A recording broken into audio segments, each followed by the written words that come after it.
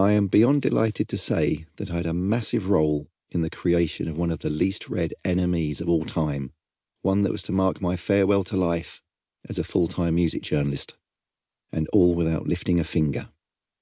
The cover date tells us it is from 31st of March 1999, a year of years. In big red and orange letters, across the middle the headline screams, "Here's Panda, Sultans of Ning, bears all." In the top left-hand corner sits a frothy pint of Carling with a tagline of "Darling Premiere, new release on vivid beer mat." To the right, a live picture of frothing Rat from Ned's Atomic Dustbin accompanies a shout of "Ned's Heaven, Big Shorts, Steve Lamacq, and Why Fraggle Rocks." The main front image is a black and white picture of some doofus with his face, very badly, painted like a panda. He's lying flat on his back on the ground, with his tongue poking out. In his right paw is something that is definitely not a cigarette.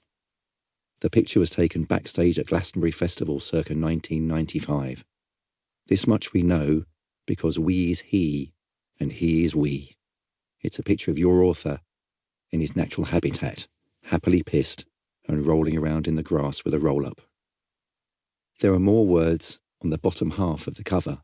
Those words read as follows: Farmers' Boys, Goths, John Harris, New Wave of New Wave, Super Furry Animals, Radiohead, The Blue Tones, Ash, Embrace, Kebabs, Steve Perryman, Charlie Wrights, Sainsbury's Walthamstow.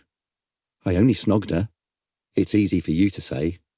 Mark Sutherland, Stick It on the Old Bungus, Lightning Never Strikes, Kapow, Skunk Rock, Blue Posts, and No Cheese. Tucked right underneath the enemy logo, in the tiniest of typefaces, it says, "We'll miss you when you're gone," a poignant response to my frequent office shout-out of "You'll miss me when I'm gone." At the risk of spoiling the rest of this audiobook, that is a pretty mesmeric summary of my life up until that point. Some bands, some flatmates, some bars, some music scenes, some catchphrases, and no cheese. This is hardly surprising, as it had been carefully put together by writers and sub-editors and general roustabouts who I'd been working with and gigging with and drinking with across 11 years of lobe-flapping, globe-trotting, strobe-boggling, rock and roll writing palavers.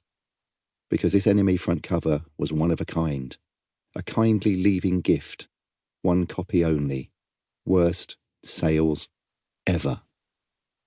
At another risk of spoiling the fun, it is no exaggeration to say this story contains 1,000,000 more gear changes than a gazillion laps of the Monaco Grand Prix. This tale is a mutant hybrid of neon-lit highs and near-death lows. You may well have come across some of those words of wisdom in the NME between 1988 and 1999. Or there is slightly less of a chance you may have bought a Jump Away fanzine from me in the mid-80s, or listened to my Dalston tones on XFM in the mid-90s, or been entertained or indeed sickened at one of our Club Smashed, or Club Spangle, or Club Panda, or Club Fandango live shows at any point over the past 30-odd years. We may have shared gig space at the Lyceum in 1982. We may have shared dance floor space at Pigeons in 1987. We may have shared bar space at the Powerhouse in 1992.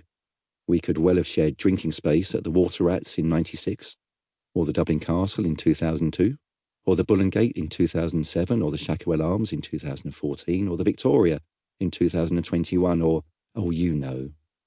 Yet, despite all of the above, in spite of all those times, the chances are you haven't got a clue who I am. Sometimes I'm not quite sure either.